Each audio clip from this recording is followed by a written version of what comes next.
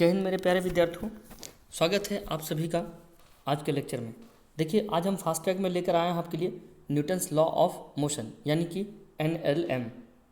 तो यहाँ पर देखिए, न्यूटन्स लॉ ऑफ मोशन में जैसे ही नाम हम लेते हैं NLM का, तो सबसे पहले हमारे दिमाग में ये स्ट्राइक करता है कि मोशन के कितने लॉज हैं। ठीक है, तो यहाँ पर आप देख सकते हैं कि मोशन के 3 लॉज हैं। फर्स्ट लॉ है, सेकेंड लॉ है और थर्ड लॉ है। फर्स्ट लॉ ये कहता है कि अगर कोई ऑब्जेक्ट चल रही है तो वो चलते रहना चाहेगी, और अगर कोई ऑब्जेक्ट रुकी हुई है तो वो रुके रहना चाहेगी। ठीक है, कब तक ऐसा करेगा? जब तक कि कोई बाहरी ऑब्जेक्ट उस पर, मतलब जब तक कि कोई बाहरी ऑब्जेक्ट या बाहरी एक्सटर्नल फोर्स उस पर एक्ट ना हो। तो इसलिए लिखा an object at rest will stay at rest and an object in motion will stay in motion at constant velocity unless acted upon by N unbalanced force. जब तक उस पर एक अनबैलेंस्ड फोर्स नहीं लगता है तब तक वो अपने पोजीशन को बनाए रखना चाहेगी, चाहे वो रेस्ट की पोजीशन हो चाहे वो मोशन की पोजीशन हो। अब मैं आपको एक और बात बताता हूँ। न्यूटन्स फर्स्ट लॉ से हमें डेफिनेशन, न्यूटन्स फर्स्ट लॉ से हमें क्या मिलता है, किसका डेफिनेशन मिलता है? इनर्शिया का डेफिनेशन मिलता है। और इनर्शिया 2 प्रकार की होती है, inertia of rest and inertia of motion. ठीक है, तो हम लोग उसको नेक्स्ट देखेंगे, उस पर न्यूमेरिकल्स करेंगे तो हो जाएगा हमारा। ठीक है, नेक्स्ट आपका सेकेंड लॉ। सेकेंड लॉ क्या करता है? Force equal mass times acceleration, यानी कि F is equals to mass into acceleration. This is called Newton second law. हम कह सकते हैं कि rate of change of momentum is called force and this is called Newton second law. तो Newton second law से हमारा किस चीज़ का डेफिनेशन मिलता है? न्यूटन सेकेंड लॉ से फोर्स का डेफिनेशन मिलता है। Okay, now the third law. Third law तो सबको पता है, for every action there is equal and opposite reaction. अब यहाँ पर देखिए, एग्जाम्पल ऑफ इनर्शिया देते हैं। जैसा कि मैंने आपको बताया कि न्यूटन्स फर्स्ट लॉ से हम इनर्शिया का एग्जाम्पल मिलता है, तो सॉरी इनर्शिया का डेफिनेशन मिलता है। तो क्या क्या इनर्शिया का एग्जाम्पल है ये देखिए। एक स्टूडेंट सो रहा है तो वो ऑलवेज चाहेगा, विल रिमेन अस्लीप, वो हमेशा क्या करेगा? सोए रहना चाहेगा। ठीक है, और जो स्टूडेंट पढ़ रहा है वो कभी नहीं चाहेगा कि हम सो जाएं, वो हमेशा क्या करेगा? पढ़ते रहना चाहेगा। ठीक है, कब तक? जब तक कि unless personal desires act upon him, जब तक कि उस पर कोई पर्सनल डिज़ायर एक्ट ना हो। ठीक है, तो आप पर्सनल डिज़ायर को एक्सटर्नल फोर्स मान सकते हो, और आप इसको इनर्शिया ऑफ रेस्ट मान सकते हो, और इसको इनर्शिया ऑफ मोशन मान सकते हो। ये बहुत अच्छा एग्जाम्पल था। ठीक है, नेक्स्ट आपका देखिए फोर्स। तो जिस चैप्टर को हम पढ़ रहे हैं न्यूटन्स लॉ ऑफ मोशन, इसमें सबसे बड़ा इंपॉर्टेंट रोल फोर्स का है। ठीक है, क्योंकि न्यूटन सेकंड लॉ से फोर्स का डेफिनेशन मिलता है, और सबसे ज़्यादा हम फोर्स को ही हम पढ़ते हैं सबसे ज़्यादा। ठीक है, तो यहाँ पर देखिए फोर्स आपका क्या क्या कर सकता है। फोर्स जैसे आपका इलास्टिक, ठीक है, फोर्स कॉजेज इफेक्ट्स, क्या क्या इफेक्ट कर सकता है? शेप बिगाड़ सकता है, मोशन ला सकता है, साइज बदल सकता है, प्रेशर एग्जर्ट कर सकता है, ये सारा फोर्स काम कर सकता है। ठीक है, ये सभी फोर्स का काम है। और क्या कर सकता है फोर्स? ठीक है, और देखिए फोर्स क्या कर सकता है। जैसे मोशन है, तो मोशन क्या है? मोशन स्लो हो सकता है, मोशन को स्लो किया जा सकता है फोर्स लगा के, मोशन को बढ़ाया जा सकता है, इसके स्पीड को बढ़ाया जा सकता है। ठीक है, इसका अगर मान लीजिए कोई ऑब्जेक्ट ऐसे चल रही है और हम चाह रहे हैं कि इसका डायरेक्शन चेंज करें, तो हम फोर्स लगा के उसका डायरेक्शन को क्या कर सकते हैं? चेंज कर सकते हैं। और क्या कर सकते हैं? देखिए इसमें जैसे प्रेशर है, तो प्रेशर का ऐसा यूनिट क्या होता है? पास्कल होता है। तो ये सारा चीज़ आपको जो है याद रखना चाहिए। ठीक है, फोर्स का ऐसा यूनिट क्या होता है? न्यूटन होता है। फोर्स जैसे आपका फ्रिक्शन है, फ्रिक्शन भी एक फोर्स है। कई प्रकार के फोर्स होते हैं, ग्रेविटेशनल फोर्स होते हैं, फ्रिक्शनल फोर्स होते हैं, इलेक्ट्रोमैग्नेटिक फोर्स होते हैं। ठीक है, तो उन सभी फोर्सेस के बारे में हम लोग अलग अलग चैप्टर में डिस्कस करेंगे। फिलहाल यहाँ पर हम लोग देखेंगे मैकेनिकल फोर्स के बारे में। हम जो बात कर रहे हैं किसकी बात करें? Mechanical force. उसको देखिए, फोर्स वर्क डन क्रिएट कर सकता है। ठीक है, लीवर में जूल ऐसे करके वर्क डन क्रिएट कर सकता है फोर्स। उसके बाद मैग्नेटिज्म में फोर्स क्या काम कर सकता है? आपका रिपेल कर सकता है और अट्रैक्ट होता है। उसके बाद ग्रेविटी है, तो वहाँ पर भी ग्रेविटी में भी फोर्स लगता है। तो इतने सारे फोर्स के एग्जांपल्स हो गए। नाउ द नेक्स्ट देखिए, अब जो है सबसे पहला question Newton's first law of motion पे पहला क्वेश्चन बेस्ड है। आप अच्छे से सोचिए और जवाब दीजिए। क्वेश्चन है, a man getting down a running bus, a man getting down a running bus, a man getting down a running bus falls forward because, एक व्यक्ति जो चलते हुए बस से उतर रहा है वो आगे गिर जाता है, क्यों? पहला ऑप्शन है due to inertia of rest, road is left behind and man reaches forward, ये तो होगा नहीं।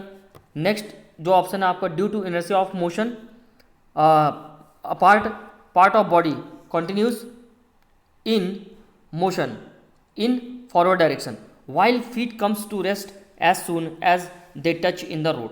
उसका थर्ड ऑप्शन क्या है? थर्ड ऑप्शन है he leans forward as a matter of habit। now the last option क्या है? of the combined effect of the three factors stated in A, B and C। तो यहाँ पर देखिए क्या हो रहा है, व्यक्ति जो है बस से उतर रहा है, ठीक है ना। तो due to inertia of motion upper part of the body continues to be in motion and forward direction while feet comes to at rest. तो होता क्या है कि जैसे मान लीजिए कि कोई भी बस हो या ट्रेन हो, तो जैसे ही बस से आदमी नीचे उतरता है तो उसका जो इस व्यक्ति का जो नीचे वाला हिस्सा है ये क्या रहता है, ये रेस्ट में रहता है, ठीक है।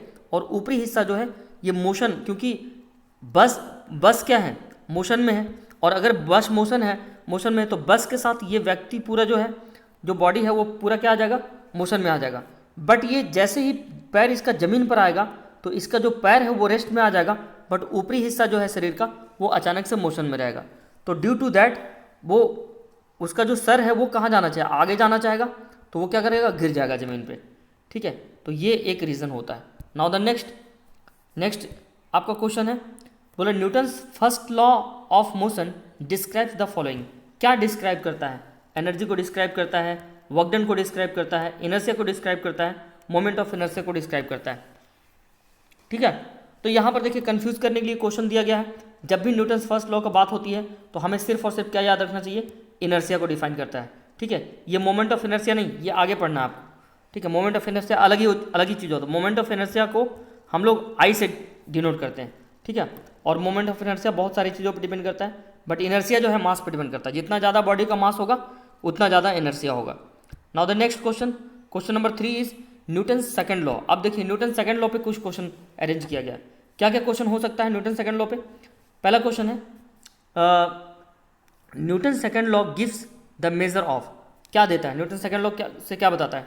न्यूटन सेकंड लॉ करता है फोर्स बराबर mass into acceleration. This is called Newton second law.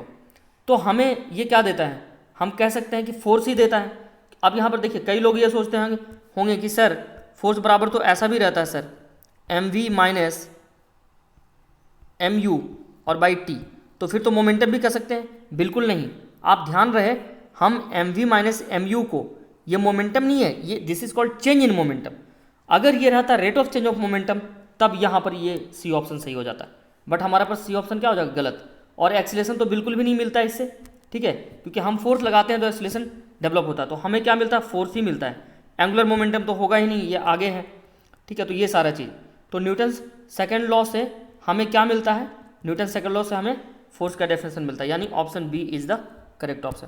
Now the next देखिए, a force of 100 dynes, a force of 100 dynes, unit का ख्याल रहे आपको, 100 डाइन का एक फोर्स लगाया गया है, ठीक है। अब ऑफ मास 5 ग्राम, ओके, 5 ग्राम की बॉडी है, इस पर लगाया गया। कितने देर तक लगाया गया, 10 सेकंड तक लगाया गया, ठीक है। तो सवाल क्या पूछ रहा है, द वेलोसिटी प्रोड्यूसेस, तो कितनी वेलोसिटी प्रोड्यूस होगी। तो हम जानते हैं कि हमें वेलोसिटी कैसे निकलेगा, हम जानते हैं कि जो एक्सीलरेशन होता है एक्चुअल में क्या होता है, न्यूटन सेकंड लॉ से F बराबर m इंटू ए होता है। तो A बराबर क्या हो जाएगा, A बराबर हो जाएगा F बाई m, ये हो जाएगा आपका। तो फोर्स यहाँ पर आप देख सकते हैं कि फोर्स कितना लगा है। देखिए डाइन्स भी आपका CGS यूनिट में और ग्राम भी CGS यूनिट में है, और सेकंड भी CGS तो सब में, सेकंड तो सबके लिए होता है। तो यहाँ पर हमें जैसे क्वेश्चन हम पढ़ते हैं तो सबसे पहले स्टूडेंट को डर लगता है कि हमें डाइन है तो इसको न्यूटन में बदलना पड़ेगा क्या। बिल्कुल भी नहीं बदलना पड़ेगा। हाँ, कब बदलना रहता, अगर ये 5 किलोग्राम की जगह पर 5 ग्राम की जगह पर अगर ये किलोग्राम में होता तो हमें डाइन को न्यूटन में बदलना पड़ता, ठीक है। बट हम यहाँ पे बदलने की कोई ज़रूरत नहीं है। तो फोर्स की वैल्यू कितनी है, 100, और इसकी वैल्यू कितनी है, इसकी वैल्यू आपका 5, तो कितना हो जाएगा ये आपका 20 क्या हो जाएगा, 20 सेंटीमीटर पर सेकेंड स्क्वायर, ठीक है। क्या हो जाएगा, 20 सेंटीमीटर पर सेकेंड स्क्वायर। तो जहाँ तक तो एक्सीलरेशन हमें यहाँ से मिल गया, एक्सीलरेशन कितना मिल गया, 20 सेंटीमीटर पर सेकेंड स्क्वायर। और अगर हमें एक्सीलरेशन मिल गया तो हम, जैसा कि हम इसके प्रीवियस चैप्टर में पढ़े हैं इक्वेशन ऑफ मोशन, तो हम इक्वेशन ऑफ मोशन से क्या करेंगे, लगा देंगे v बराबर u प्लस ए टी, और हमें एक्सलेशन पता है, टाइम भी पता है। u क्या है, इनिशियल वेलोसिटी ऑब्जेक्ट का 0 हो जाएगा, ठीक है। एक्सलेशन कितना हमने 20 निकाला है, और ये कितना है आपका टाइम जो है 10 सेकंड तक फोर्स लगा है, यानी ये कितना होगा, वेलोसिटी जो हो गया ये 200 सेंटीमीटर पर सेकंड, यानी कौन सा option, option number C. So C is the correct option. Now the next question, ठीक है, जो नेक्स्ट क्वेश्चन है आपके स्क्रीन पे वो है न्यूटन्स, ठीक है ना। बोल रहा a Diwali rocket is ejecting 0.05 kilogram. एक दिवाली रॉकेट है जो 0.05 किलोग्राम है, ठीक है, ओके। बोल रहा of gases per second at a velocity of 400 meter per second.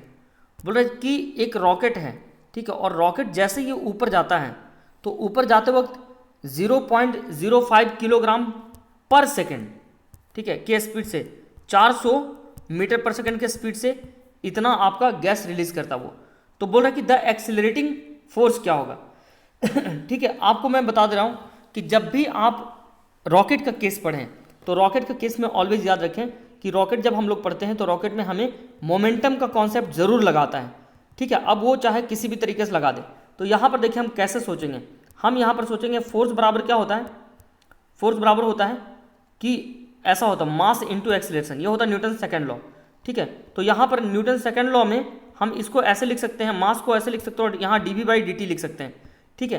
But यहाँ पर बात यह है कि u जो है कांस्टेंट है, ठीक है, और मास बदल रहा है, यानी हम इसी को फोर्स को हम यहाँ पर ऐसे लिखेंगे, मास बदल रहा है तो हम u कांस्टेंट है तो u को पहले ले लेंगे और लिखेंगे dm बाई dt, ठीक है, क्या लिखेंगे dm by dt।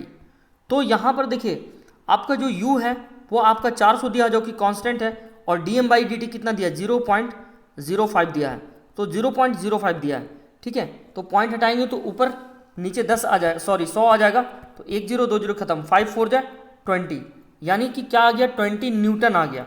So 20 newton should be the answer, option B is the correct option, ठीक है। तो ये सारा चीज़ है। Now the next example, next question ये कह रहा है, सही तो है, हाँ ओके, हाँ नेक्स्ट क्वेश्चन है an object with a mass of 10 kilogram. एक ऑब्जेक्ट है जिसका मास 10 किलोग्राम है, moves at a constant velocity, okay. 10 kilogram की वस्तु है, 10 किलोग्राम की वस्तु है और ये कितना स्पीड से मूव कर रहा है, 10 मीटर पर सेकंड से मूव कर रहा है, okay. A constant force acts for 4 second, तो 4 सेकंड तक एक कांस्टेंट फोर्स लग रहा है ऑन द ऑब्जेक्ट, ठीक है, कहाँ पर लग रहा है, ऑन द ऑब्जेक्ट। बोल रहा है and it gives a speed of 2 meter per second, okay, यानी इनिशियल वेलोसिटी ये है आपका, हाँ, it gives a speed of 2 meter per second, 2 meter per second का स्पीड दे रहा। तो बोल रहा फाइंड द इम्पल्स, ठीक है। तो इम्पल्स मैं आपको बता दूँ, इम्पल्स जो होता है, इम्पल्स बराबर होता है फोर्स इंटू टाइम, ठीक है। तो यहाँ पर देखिए, यहाँ पर हमें जो फोर्स है, फोर्स जो हमारा है वो कितना है आपका, फोर्स है आपका, फोर्स बराबर क्या होता है, फोर्स बराबर होता है मास इंटू एक्सीलरेशन। तो एक्सीलरेशन क्या हो जाएगा, एक्सीलरेशन हो जाएगा v minus you by T, कितना हो जाएगा v minus you by T. तो अगर हम फोर्स निकालेंगे, ठीक है, क्योंकि हमें क्या करना है, इम्पल्स निकालना है, तो इम्पल्स बराबर होता है फोर्स इंटू टाइम। तो फोर्स का होता है मास इंटू एक्सीलरेशन, तो एक्सीलरेशन की जगह पर हम लिख सकते हैं v minus you by T, ठीक है, और ये आपका हो जाएगा t, तो t ने t को मार दिया तो M V minus M U. तो मास कितना है, मास दिया हुआ आपका 10 kg, और v कितना है, v है आपका 2, और ये कितना है आपका u कितना है, u है आपका 10, ठीक है, u आपका 10 है। तो ये आपका हो गया आपका, तो दिस इज इक्वल्स टू, हाँ ये 4 सेकंड तक लग रहा है, 10 मीटर पर सेकंड से और 2 मीटर पर सेकंड तक, 2 माइनस 10, और टाइम का तो कोई मतलब है नहीं, ठीक है, क्योंकि 4 और 4 कैंसिल हो जाएगा। तो ये हो जाएगा आपका माइनस 120 होना चाहिए, 120 होना चाहिए। तो यहाँ पर कुछ डाउट है, यहाँ पर कुछ डाउट है, एक सेकेंड, 120 न्यूटन, यहाँ पर 120 न्यूटन तो आ नहीं रहा है, हाँ देखिए यहाँ पर क्या है, हमें क्या करना है, हमें पहले एक्सेलेरेशन निकालना होगा। तो एक्सेलेरेशन कैसे निकलेगा, एक्सेलेरेशन बराबर होता है v minus you by T. तो v कितना है, v है आपका 2 है और u कितना है 10 है और टाइम कितना है 4। ठीक है, तो हम यहाँ पर देख लेंगे एक्सेलेरेशन कितना आ जाएगा, v बराबर यू प्लस 80 से निकाल रहे हैं एक्सेलेरेशन। ठीक है, तो ये आपका हो जाएगा अच्छा ये हम ले लेंगे यहाँ पर जो v की वैल्यू है, यहाँ पर ऐसे हो जाएगा, एक सेकेंड, v बराबर u plus 80, v is equals to u and plus 80। तो u की वैल्यू कितनी है, u की वैल्यू हमारे पास 10 है और एक्सेलेरेशन कितना है, एक्सेलेरेशन तो निकालना है और टाइम की जगह पर 4 है और v कितना है, v है आपका -2। अच्छा हाँ, यहीं पर कन्फ्यूज़न हो रहा था। तो -2 हो गया v, तो यहाँ से एक्सेलेरेशन जो निकलेगा, एक्सेलेरेशन निकल जाएगा -12/4 यानी कि -3 मीटर पर सेकेंड स्क्वायर। ठीक है, -3 मीटर पर सेकेंड स्क्वायर। तो एक्सेलेरेशन निकल गया, तो एक्सेलेरेशन निकल गया तो फोर्स भी निकल जाएगा, क्योंकि फोर्स बराबर क्या होता है, मास इंटू एक्सेलेरेशन। और हमें क्या निकालना, हमें इम्पल्स निकालना, तो इम्पल्स बराबर होता है फोर्स इंटू टाइम।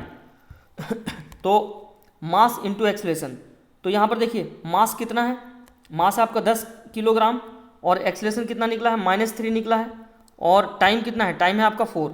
ठीक है, तो ये टोटल आपका मिलाकर -120 न्यूटन, 120 न्यूटन। तो 120 न्यूटन और ये हो गया फोर्स और टाइम सेकेंड, तो 120 न्यूटन सेकेंड यानी B option is the correct option. ठीक है, तो इस तरह से हम आगे देखेंगे। ठीक है, तो ऐसे ही सवाल बनता है। नेक्स्ट जो क्वेश्चन है आपका क्वेश्चन नंबर 7 ये कह रहा है कि एन एलिवेटर वेजिंग 6000 किलोग्राम, एक एलिवेटर है जो कि, तो मान लेते हैं ऐसा एलिवेटर है और इस एलिवेटर का वेट कितना है 6000 किलोग्राम। ठीक है, पुल्ड अपवर्ड, ये ऊपर की तरफ जा रहा है। तो अगर ये ऊपर की तरफ जा रहा है तो इसका एक्सेलरेशन नीचे लगेगा जी। ठीक है, by a cable with an accelerator of 5, तो एक्सेलरेशन ऊपर की तरफ है आपका 5 मीटर पर सेकेंड स्क्वायर। बोला taking G be 10 meter per second square, तो बोला then tension in the cable will be. तो सवाल को फिर से समझिए, सवाल अच्छे से समझिए। एक एलिवेटर है, एक क्या है आपका, एक एलिवेटर है जो कि ऊपर की तरफ जा रहा है। ठीक है, एलिवेटर ऊपर की तरफ कितने एक्सेलरेशन से जा रहा है, 5 मीटर पर सेकेंड स्क्वायर से जा रहा है। तो केबल के जरिए जा रहा है, तो अगर मान लेते इसी को केबल मान लेते तो इसमें टेंशन टी हो जाएगा ऐसे। ठीक है, तो यही टेंशन निकालना आपको। तो हम यहाँ पर देखिए, तो यहाँ पर देखिए नीचे कितना लग रहा है, नीचे लग रहा है 10 मीटर पर सेकेंड स्क्वायर और ऊपर कितना लग रहा है 5, और एलिवेटर कहाँ जा रहा है, एलिवेटर फाइनली ऊपर जा रहा है, तो यानी ऊपर वाला ज़्यादा फोर्स होगा। तो हम मान लेते हैं कि टी जो होगा और नीचे कितना लग रहा होगा, mg लग रहा होगा। तो टी ऊपर लग रहा है टी और नीचे लग रहा है mg, तो टी माइनस mg बराबर एलिवेटर का मास और इंटू एक्सेलरेशन। तो यहाँ से हो जाएगा आपका टी बराबर हो जाएगा mg और प्लस m इंटू ए, ये हो जाएगा आपका mg प्लस m इंटू ए। ठीक है, तो यहाँ से आप देख सकते हैं कि ये जो आपका यहाँ से t इक्वल्स टू m, तो m कॉमन आ जाएगा और g प्लस ए हो जाएगा। तो g कितना है, g है आपका 10 और a कितना है 5, तो 10 और 5 15 और मास कितना है 6000 है। तो 15 छक 90 यानी कितना हो जाएगा 90,000 न्यूटन। यानी कौन सा ऑप्शन, यानी option D is the correct option. ठीक है, option D is the correct option. Okay, now देख लीजिए एक बार फिर से, tension equals to m into G plus A आ गया और g का वैल्यू आपका 10 और उसका वैल्यू एक्सेलरेशन का वैल्यू 15 है। तो ये हो गया, सॉरी 10 और 5 15 हो गया, ये आपका 10 है और ये आपका 5 है, तो 10 और 5 15 हो गया और मास आपका 6000। तो 6000 इंटू 15 करेंगे तो आपका 90,000 न्यूटन आ जाएगा, यानी D option is the correct option. Now the next question बोल रहा है कि a second pendulum is mounted in a rocket. अच्छा, एक रॉकेट में सेकेंड पेंडुलम को लगा दिया, एक रॉकेट ऊपर की तरफ जा रहा है और इसी के अंदर एक सेकेंड पेंडुलम को लगा दिया। ठीक है, बोल रहे its period of oscillation decreases when the rocket, तो पीरियड ऑफ ऑसिलेशन डिक्रीज होगा कब, बोल रहा when the rocket comes down with uniform acceleration, option B में दिया हुआ है, moves round the earth in a geostationary orbit, and option C is moves up with uniform velocity and option D is moves with uniform acceleration. तो यहाँ पर देखिए हमारे पास जब भी रॉकेट का केस, जहाँ पर टाइम पेंडुलम का, तो जब भी सवाल में पेंडुलम रहे तो इस फॉर्मूला के जरूर एक बार याद करना चाहिए, T इक्वल्स टू 2π√L/g। ठीक है, तो रॉकेट के बारे में बोल रहा है कि it's period of oscillation decreases, इसका पीरियड ऑफ ऑसिलेशन कब घटेगा। ठीक है, तो पहला ऑप्शन है comes down with uniform acceleration, अगर ये यूनिफॉर्म रहेगा तब तो घटेगा ही नहीं। ठीक है, तो moves around the earth in Jio stationery orbit, तो भी नहीं कम होगा, तो बी भी कैंसिल हो गया। आपका है moves up with uniform velocity, अगर यूनिफॉर्म वेलोसिटी से ऊपर जाएगा तो एक्सीलरेशन जीरो हो जाएगा, तब भी नहीं होगा। तो moves up with uniform acceleration, हाँ, तो इस केस में अगर ऊपर जाता है यूनिफॉर्म एक्सीलरेशन से, ठीक है, तो अगर ये ऊपर जाता है यूनिफॉर्म एक्सीलरेशन से, ठीक है, तो जो नेट एक्सीलरेशन होगा वो g-a हो जाएगा। तो एक्सीलरेशन क्या होगा, ये मतलब सॉरी ये बढ़ेगा, और अगर ये बढ़ेगा तो क्या हो जाएगा, आपका टाइम पीरियड क्या होगा, घटेगा। ठीक है ना, तो ये चीज़, तो ये फॉर्मूला, तो हम यहाँ पर ऐसे लिख सकते हैं कि t will decrease if g will increase, क्योंकि t बराबर क्या हो रहा है, t बराबर हो रहा है आपका 2π√L/g। तो t तभी बढ़ेगा, t तभी घटेगा जब g बढ़ेगा। ठीक है ना, तो g बढ़ने के लिए क्या करना पड़ेगा, g बढ़ने के लिए रॉकेट को ऊपर जाना पड़ेगा ax मतलब यूनिफॉर्म एक्सीलरेशन से। ठीक है, so now the next question is question number 9, बोल रहा है कि a force vector applied on a mass is represented as F is equals to 6i cap minus 8j cap plus 10k cap with and accelerates with 1 metre per second square. पूरा what will be the mass of the body, तो body का mass क्या होगा। तो यहाँ पर देखिए हम जानते हैं कि F बराबर क्या होता है, हम जानते हैं F बराबर होता है m इंटू ए, तो हमें A पूछ रहा है, तो A बराबर हो जाएगा F/m। तो ये जो फॉर्मूला है एक्चुअल में, ये फॉर्मूला F बराबर ऐसे होता है, वेक्टर फॉर्म में हम रटेंगे तो ऐसे रटेंगे, बट हमें जो पढ़ना है वो मैग्नीट्यूड फॉर्म में पढ़ना है। तो F का मैग्नीट्यूड निकालेंगे तो मैग्नीट्यूड कितना हो जाएगा आपका, ऐसे हो जाएगा मैग्नीट्यूड, वेक्टर है तो 6 का स्क्वायर 36 हो जाएगा, फिर आपका 8 का स्क्वायर 64 हो जाएगा, ये 100 हो गया, और 10 का स्क्वायर अगेन 100, तो 100 और 100 मिलकर 200 ऊपर हो गया, और नीचे मास हो गया कितना, मास आपका दिया हुआ है, मास ऑफ द बॉडी। अच्छा ये मास तो पूछ ही रहा है, सॉरी, तो हम क्या करते हैं, मास इधर रहने देते हैं और एक्सीलरेशन इधर दे देते हैं। एक्सीलरेशन 1 है, तो यहाँ पर कितना आ गया, ऊपर आ गया आपका 200, और नीचे कितना आ गया 1 आ गया, तो 200 को हम लिख सकते हैं 10√2 और इतना kg, यानी कौन सा, option A is the correct option. ठीक है, नाउ द नेक्स्ट क्वेश्चन, बोल रहा है कि नेक्स्ट क्वेश्चन जो है आपका देखिए न्यूटन थर्ड लॉ पे बेस्ड है, यानी क्वेश्चन नंबर 9 तक जो है आपका Newton first and second law था। क्वेश्चन नंबर 10 क्या पूछ रहा है कि when we jump out the boat standing in water it moves, जब हम बोट से बाहर जंप कर देते, मान लीजिए कि ये आपका पानी है और आपका बोट ऐसे जा रहा है, ठीक है, और कोई बच्चा जो है यहाँ से जंप मारा इधर, तो जब ये इधर जंप मारेगा तो बोट किधर जाएगा, पीछे जाएगा, क्यों, क्योंकि according to Newton third law we know that every action has an equal and opposite reaction, तो क्या होगा, बोट कहाँ जाएगा, बैकवर्ड जाएगा। ठीक है, क्योंकि जंप मारते हैं तो हम कहाँ जाते हैं, जंप मारते हैं तो आगे जाते हैं, तो हम जंप मारते तो आगे जाते हैं, तो हम बोट को पीछे की तरफ पुश कर देते हैं, तो बोट कहाँ जाएगा, पीछे जाएगा। ठीक है, so now the next question, question number 11 बोल रहा है a body of mass 5 kilogram, एक 5 किलोग्राम की बॉडी है, is suspended by a spring balance on an incline plane. ठीक है, as shown in the figure, बोला द स्प्रिंग बैलेंस मेजर, तो स्प्रिंग बैलेंस क्या मेजर करेगा, जाहिर सी बात है कि जब ये फिक्स्ड सपोर्ट से जब ब्लॉक स्प्रिंग बांधे और ये, तो ब्लॉक क्या करेगा, इधर आना चाहेगा, तो यहाँ पर देखिए ब्लॉक पे नीचे की तरफ फोर्स लग जाएगा आपका mg, और इधर कितना लग जाएगा, इधर लगेगा आपका mg cos थीटा, तो cos थीटा की जगह पर 30 डिग्री है, तो इधर कितना लग जाएगा, इस तरफ लग जाएगा आपका h डायरेक्शन में लग जाएगा mg sin 30 डिग्री।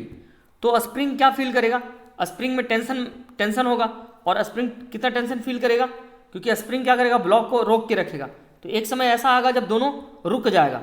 ठीक है, तो जब जिस समय रुकेगा उस समय स्प्रिंग में कितनी टेंशन होगी, वही बोल रहे थे स्प्रिंग बैलेंस मेजर, तो स्प्रिंग बैलेंस कितना, तो स्प्रिंग बैलेंस में तभी आएगा जब रुकेगा, और रुकेगा तो इक्विलिब्रियम का केस होगा, तो अगर स्प्रिंग का जो टेंशन है वो mg sin 30 डिग्री के बराबर हो जाएगा तब होगा। तो मास कितना दिया हुआ है, मास दिया हुआ 5 किलोग्राम, अच्छा g कितना, g का मान लो तो 10 है, और sin 30 डिग्री, sin 30 डिग्री की वैल्यू होती है 1/2, तो 2 ने मार दिया तो ये कितना हो जाएगा 5 तो 5 इंटू 5, तो 5 इंटू 5 मिलकर कितना 25।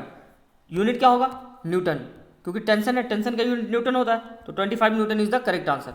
Now the next question, question number 12। Question number 12 जो है आपका कंजर्वेशन ऑफ लीनियर मोमेंटम पे बेस्ड है, ठीक है। तो यहाँ पर देखिए conservation of linear momentum and impulse बोल रहा है कि a body whose momentum is constant, एक बॉडी जिसका मोमेंटम कांस्टेंट है, तो P बराबर हम जानते हैं कि m इंटू वी होता है, ठीक है। तो मोमेंटम मास तो प्रॉपर्टी होता है बॉडी का, ये तो चेंज होगा नहीं, ठीक है ना, तो मस्ट है। तो बॉडी का अगर मोमेंटम कांस्टेंट है तो क्या कांस्टेंट होना चाहिए, जाहिर सी बात है वेलोसिटी कांस्टेंट होगा, तभी आपका मोमेंटम कांस्टेंट होगा, क्योंकि मोमेंटम क्या होता है, मोमेंटम होता है P equals to m into V, और इसमें मास तो ऑलरेडी कांस्टेंट है, तो मोमेंटम तभी कांस्टेंट रहेगा जब आपका वेलोसिटी कांस्टेंट रहेगा। Okay, now the next question, question number 13। Question number 13 है the momentum is most closely related to, momentum जो है किससे क्लोजली रिलेटेड है। तो देखिए फोर्स इक्वल्स टू होता है मास इंटू एक्सेलरेशन, और एक्सेलरेशन की जगह पर हम लिख सकते हैं dv बाई dt, तो ये तो होगा नहीं, क्योंकि m इंटू डी करेंगे तो चेंज इन मोमेंटम हो जाएगा, तो पहला ऑप्शन खत्म। दूसरा ऑप्शन है इम्पल्स, तो इम्पल्स बराबर होता है फोर्स इंटू टाइम, तो फोर्स बराबर हम लिख सकते हैं मास इंटू एक्सेलरेशन, ठीक है। तो m इंटू एक्सेलरेशन की जगह पर v माइनस यू लिख सकते हैं, v माइनस यू और डिवाइडेड बाई t, ठीक है, और ये हो जाएगा आपका t, तो ये खत्म, ठीक है। तो उसके बाद आपका पावर है और काइनेटिक एनर्जी तो होगा नहीं, तो बोल रहा मोमेंटम किससे रिलेटेड है। तो यहाँ पर देखिए फिर से एक जरा सा ऑप्शन बी को आप फिर से देखिए, पावर तो होगा नहीं, क्योंकि पावर बराबर होता है वर्क डन बाई टाइम, ठीक है, और काइनेटिक एनर्जी होता है हाफ mv², तो काइनेटिक एनर्जी तो रिलेट करेगा नहीं। मोमेंटम का फॉर्मूला होता है P बराबर होता है मास इंटू वेलोसिटी, ठीक है। और अगर हम इसमें मैं इसको मोमेंटम को, मतलब मोमेंटम क्या होता है mv, और इसको हम t से डिवाइड कर देंगे, तो इधर भी क्या हो जाएगा, इधर भी आपका t से डिवाइड हो जाएगा, ठीक है। तो t से डिवाइड हो जाएगा, तो यहाँ पर ये मोमेंटम होता है, तो t से डिवाइड करेंगे तो t से मल्टीप्लाई भी करना पड़ेगा हमें, तभी तो मोमेंटम रह जाएगा ना। तो ये देखिए mv बाई टी, ठीक है, तो mv बाई टी हो जाएगा, या फिर हाँ mv बाई टी ही पकड़ो, तो m into V by T और इंटू टी, तो m into V by T को a लिख सकते हैं, तो m इंटू ए, ये हो गया फोर्स और ये हो गया टाइम, तो फोर्स इंटू टाइम क्या होता है इम्पल्स होता है, यानी इम्पल्स हो जाएगा। So B option is the correct option. Now the question number 14। Question number 14 देखिए बहुत अच्छा क्वेश्चन है, बोल रहा है 100 ग्राम आयरन बॉल, ठीक है, having velocity of 10 meter per second, एक 100 ग्राम का आयरन बॉल है जिसकी वेलोसिटी 10 मीटर पर सेकेंड है, ठीक है, मान लेते हैं ऐसे है 10 मीटर पर सेकेंड, ठीक है, 10 meter per second, collides with a wall, अच्छा ये आगे चलकर एक दीवार से टकराता है, ऐसे एक दीवार इससे टकरा जाता है, ठीक है ना, at an angle of 30 degree, अच्छा ये 30 डिग्री पे टकराता है, तो बोल रहा है कि रीबाउंस विद द सेम एंगल, अच्छा यहाँ पे बॉल यहाँ से ऐसे आया 30 डिग्री पर, और यहाँ पर टकराने के बाद वापस इसी डायरेक्शन में चला गया 30 डिग्री पर, ठीक है, रीबाउंस हो गया। तो बोल रहा है कि if the period of contact between the ball and the wall is 0.1 second, मतलब बॉल जब दीवार से टकराया तो उस समय 0.1 सेकेंड के लिए दीवार के साथ कॉन्टैक्ट में रहा, बोला then the force experienced by the wall is, तो वॉल के द्वारा कितना फोर्स एक्सपीरियंस होगा, ठीक है। तो यहाँ पर देखिए, यहाँ पर इस क्वेश्चन को बनाने का सबसे आसान तरीका आपको बताता हूँ कि यहाँ पर एक थोड़ा सा आप डायग्राम समझ ले, ठीक है। जब भी इस तरह का केसेस आता है तो बॉल यहाँ से आया 30 डिग्री पर टकराया, ठीक है, और उतना ही डिग्री पर वापस चला गया, तो यहाँ पर क्या कंजर्व रहेगा, यहाँ पर मोमेंटम कंजर्व रहेगा। तो मोमेंटम कैसे निकालेंगे, हम जानते हैं कि during collision of ball with the wall, तो हॉरिजेंटल मोमेंटम जो होगा वो क्या होगा, और मतलब चेंजेस जो होगा वो ऐसा मतलब कांस्टेंट रहेगा, तो वर्टिकल मोमेंटम जो है वो कांस्टेंट रहेगा और हॉरिजेंटल मोमेंटम क्या होगा, चेंज होगा, ठीक है। तो वर्टिकल मोमेंटम जो है वो कांस्टेंट रहेगा और हॉरिजेंटल चेंज होगा। तो हॉरिजेंटल के लिए हम क्या करेंगे, हम देखते हैं हमारे पास फोर्स बराबर फार्मूला क्या होता है, फोर्स बराबर होता है change in momentum, change in horizontal momentum, यानी P F minus P I, that is called momentum, final momentum minus initial momentum divided by time of contact. तो टाइम ऑफ कॉन्टैक्ट कितने देर के लिए था, 0.1 सेकेंड के लिए था, तो 0.1 सेकेंड हो गया। अच्छा टी मान लेते हैं ये पी मोमेंटम से जा रहा है, ठीक है, कितने से जा रहा है, पी मोमेंटम से जा रहा है, तो ये पी है और ये थीटा है, तो इधर कितना हो जाएगा, इधर हो जाएगा आपका पी कॉस थीटा, ठीक है, और फिर ये भी आपका पी से जा रहा है और ये थीटा है, तो इस डायरेक्शन में हो जाएगा 2 पी कॉस थीटा, तो पी और पी मिलकर 2 पी कॉस थीटा, तो फाइनल माइनस इनिशियल करेंगे तो इनिशियल मोमेंटम आपका है p cos थीटा, ठीक है, और फाइनल मोमेंटम जो है वो उसका डायरेक्शन चेंज हो जाएगा, तो उसके लिए हम रीबाउंस का केस हुआ तो minus of p cos theta ले लेंगे और डिवाइडेड बाई 0.1 सेकेंड, ठीक है, ये हो जाएगा 2p cos थीटा। तो 2 इंटू p के जगह पर क्या ले लेंगे, मोमेंटम होता मास इंटू वेलोसिटी, तो मास कितना है 100 ग्राम है, ठीक है, तो 100 ग्राम है तो उसको 0.1 kg लिख सकते हैं। अच्छा वेलोसिटी कितना है, वेलोसिटी आपका 10 मीटर पर सेकेंड, ये आपका 10 हो गया। अच्छा और क्या, ये तो मोमेंटम हो गया 2p और cos थीटा, तो cos 30 डिग्री, तो cos 30 degree sorry cos 30 degree नहीं cos 60 डिग्री हो जाएगा यहाँ पर, ठीक है, क्या हो जाएगा cos 60 डिग्री हो जाएगा, क्योंकि ये 30 डिग्री ना ये दिया हुआ है, तो ये अगर 30 है तो ये 60 हो जाएगा, ठीक है। थोड़ा सा मैं आपको यहाँ पर थोड़ा सा मिस्टेक हुआ हमसे, जो 30 डिग्री एंगल है, हाँ 30 डिग्री जो है वॉल के साथ दिया हुआ है, ठीक है ना, तो यहाँ पर हम क्वेश्चन में थोड़ा सा पढ़ने में मुझसे गलती हो गया। यहाँ पर देखिए एंगल ऑफ 30 डिग्री दिया, rebound with the same angle, तो 30 डिग्री से आया, यानी ये ऐसे आया तो किसके साथ 30 डिग्री, वॉल के साथ 30 डिग्री, और उतने ही डिग्री पर वापस चला गया तो ये 30 डिग्री, तो ये एंगल कितना होगा, ये थीटा हो जाएगा, ये 60 डिग्री, ठीक है, तो यहाँ पर ऐसे हो जाएगा। तो F जो होता है वो चेंज इन मोमेंटम, यानी पी एफ माइनस पी आई और डिवाइडेड बाई टी, ठीक है, तो पी एफ कितना हो जाएगा, तो पी एफ और माइनस पी आई करेंगे तो चूंकि ये दोनों रिबाउंसिंग का केस है इसलिए यहाँ पर हो जाएगा 2p cos थीटा, और थीटा की जगह पर 60 डिग्री है, और मोमेंटम p बराबर होता है मास इंटू वेलोसिटी, तो मास कितना है, मास है आपका 100 ग्राम, तो 100 ग्राम को 0.1 लिख सकते हैं, और वेलोसिटी को कितना लिख सकते हैं, वेलोसिटी को 10 लिख सकते हैं, तो ये आपका हो गया 10, तो ये आपका डिवाइडेड बाई 0.1 ऐसे हो जाएगा। तो इसको फाइनली सॉल्व करेंगे तो कितना आ जाएगा, फाइनली सॉल्व करना पड़ जाएगा 2 इंटू मोमेंटम आ गया 10 आएगा क्या, 0.1 इंटू 10, 0.1 इंटू 10 तो 1 ही हो जाएगा, 1 into cos 60 degree, cos 60 degree होता है आपका, cos 60 डिग्री तो 1/2 होता है, तो 1/2 नीचे आ जाएगा, तो ये हो जाएगा आपका 0.1 और ये हो जाएगा 2, ठीक है, इंटू 2, तो 0.1 हटेगा तो ऊपर 0 आ जाएगा, और 2 10 जा, तो यहाँ पर आंसर कितना आ गया, 10 न्यूटन आ गया, कितना आ गया 10 न्यूटन, यानी option A is the correct option, option A में आपका 10 न्यूटन है, करेक्ट ऑप्शन है, ठीक है। तो इस तरह से आपका ऐसे ऐसे सवाल पूछे जा सकते हैं, ये बहुत बड़ा कोई थोड़ा सा इसको टाइम टेकिंग टाइप का क्वेश्चन कह सकते हैं।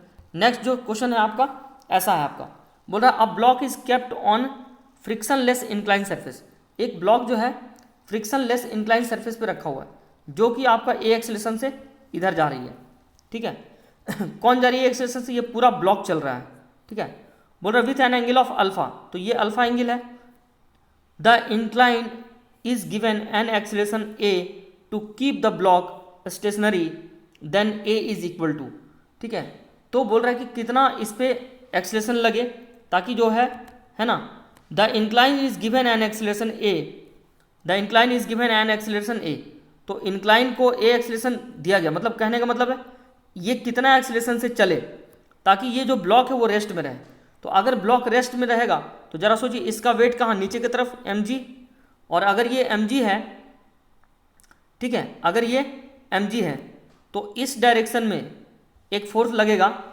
और एक फोर्स इस डायरेक्शन में लगेगा, तो यहाँ पर देखिए अगर ये mg है तो ये कितना होगा, ये हो जाएगा mg cos alpha, this is alpha and this is mg sine alpha, इस डायरेक्शन में, नीचे के डायरेक्शन में, इंक्लाइन प्लेन के डायरेक्शन में mg साइन अल्फा, ठीक है, और तो फिर ऊपर में क्या लग जाएगा, तो देखिए ये जो mg cos अल्फा है, तो अगर ये अल्फा है तो ये हो जाएगा आपका, ये भी आपका अल्फा हो जाएगा, ये भी क्या हो जाएगा, अल्फा हो जाएगा। तो यहाँ पर हम ऐसे समझ सकते हैं कि ये जो हो जाएगा आपका mg cos अल्फा हो जाएगा, ये कितना हो जाएगा, ये आपका mg cos अल्फा हो जाएगा, mg cos अल्फा, ठीक है। तो ये ब्लॉक कब चलेगा, जब ऊपर वाला कब रुकेगा, जब ऊपर वाला फोर्स जो है और नीचे वाला जो फोर्स है वो दोनों अगर बराबर हो जाए तो ब्लॉक क्या हो जाएगा, रुक जाएगा, ठीक है।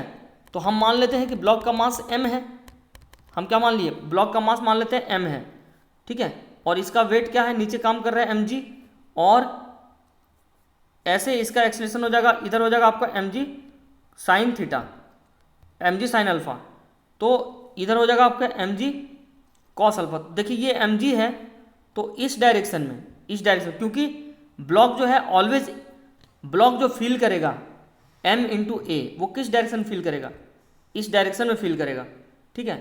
तो यहाँ पर mg अगर है तो ये अल्फा हो जाएगा, तो ये mg कॉस अल्फा हो जाएगा। तो इस डायरेक्शन में अगर ये मेरा mg साइन अल्फा और ये mg कॉस अल्फा, नहीं mg कॉस अल्फा नहीं, सॉरी ma कॉस अल्फा, ठीक है। तो ma कॉस अल्फा क्यों, क्योंकि देखिए ब्लॉक इधर जब जाएगा तो ब्लॉक को रुकना है, तो ब्लॉक क्या करेगा, ब्लॉक को एक फीलिंग्स आएगा इधर के तरफ, अपोजिट डायरेक्शन में एक मास इंटू एक्सीलरेशन लगेगा। तो अगर ये m इंटू ए है तो देखिए mg था, ये अल्फा था, तो अगर ये अल्फा है तो ये भी अल्फा होगा, तो ये ma है तो ये क्या हो जाएगा ma कॉस अल्फा। तो दोनों मतलब कि ब्लॉक कब रुकेगी, जब नीचे वाला फोर्स, जब हॉरिजेंटल इंक्लाइन का फोर्स और हॉरिजेंटल ऊपर वाला फोर्स, सॉरी हॉरिजेंटल बोल रहा हूँ, इंक्लाइन प्लेन में यानी नीचे वाला फोर्स, यानी mg साइन अल्फा, ये अगर बराबर हो जाए ma कॉस अल्फा के, तो ब्लॉक क्या हो जाएगा, रुक जाएगा। तो मास कैंसिल हो जाएगा। तो हमें क्या निकालना है, हमें निकालना है एक्सीलरेशन, ठीक है। बोल रहा था incline is given N acceleration, तो कितना एक्सीलरेशन, तो a बराबर हो जाएगा आपका g of sine alpha by cos alpha, ठीक है। तो ये आपका देख लीजिए, इस तरह से सवाल था आपका। तो a बराबर हो जाएगा आपका फाइनल कितना हो जाएगा, sine alpha by cos alpha मिलकर टेन अल्फा हो जाएगा, तो ये हो जाएगा आपका g टेन अल्फा, ठीक है। तो ये आपका इस तरह से बनेगा सवाल। तो देखिए मैंने आज कम ही क्वेश्चन डाले हैं, मात्र 15 क्वेश्चन डाले हैं।